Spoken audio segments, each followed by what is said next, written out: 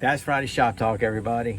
Okay, what I did my leather stack. I did an overhead video today of leather stack handle fixed blade knives in my collection. It's all that I have.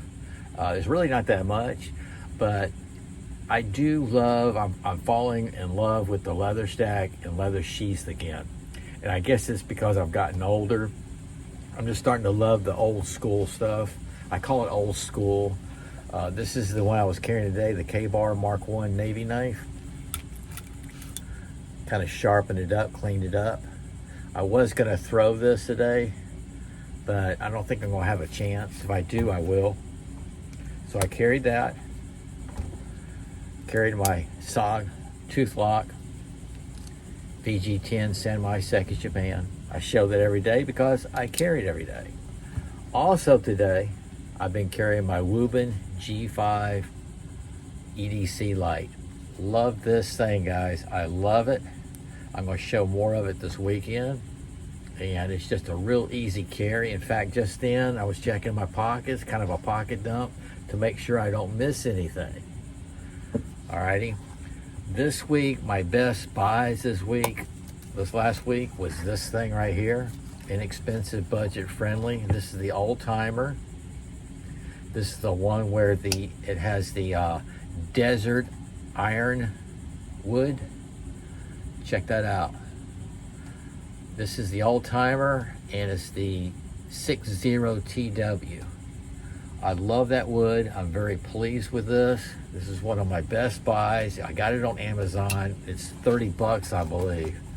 And I conditioned the sheath. That's why it's out here.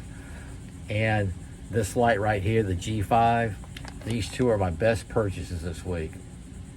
It really was. I really loved it. Okay, I did a short video on the BPS bushcraft axe. Y'all saw the earlier video. It was all rusted. I sharpened it up, got rid of the rust. I conditioned the sheath, brought back the brass on the buttons and the snap. And I was gonna throw it today, but I don't have a chance. So maybe this weekend I'll throw it. This thing chews up my board, I'll tell you that.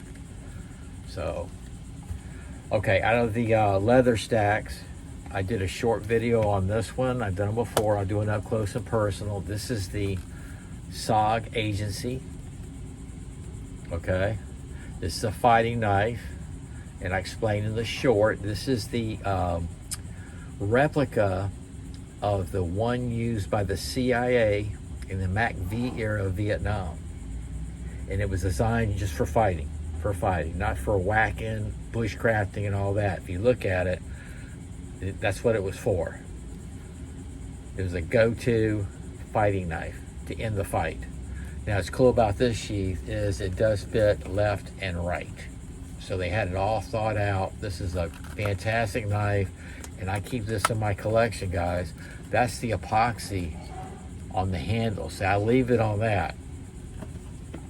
I took it off on these because I use those. And then I showed this one. I was going to bring out the super buoy. It's huge.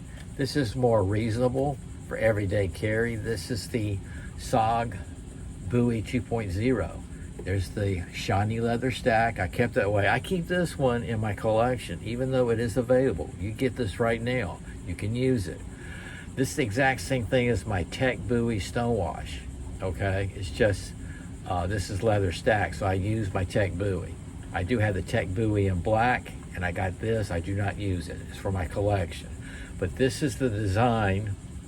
This is a replica of the one used in Vietnam, MACV, and Spencer Frazier came across it, and then he had this done, a replica. It was first done, and he did all his work in Seiki, Japan.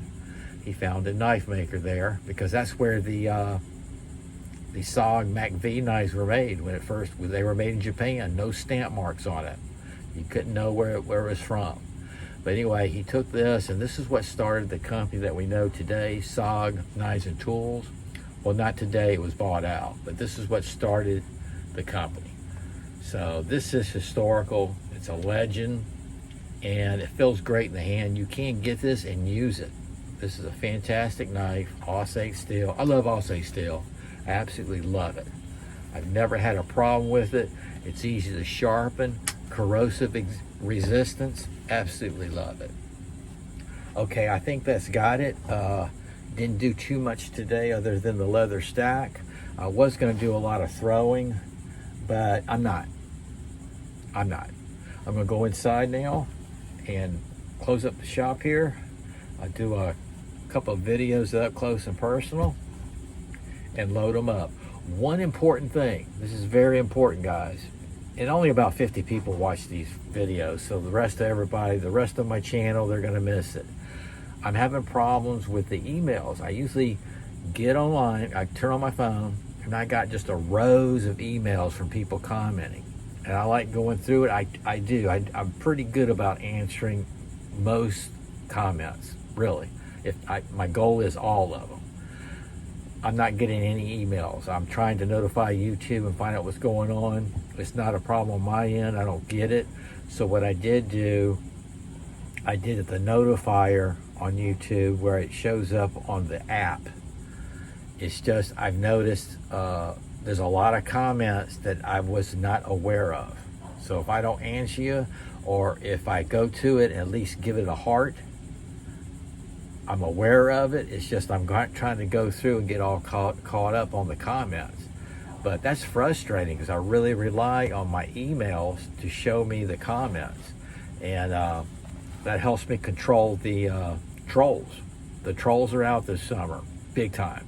This is the worst summer yet. I don't know if they didn't get a part-time job. I don't know if they're just on vacation all summer and they're not going outside doing any kind of activity. And I just don't know. But I have to control them because they get pretty nasty on there. And I got friends and family that are on my channel too.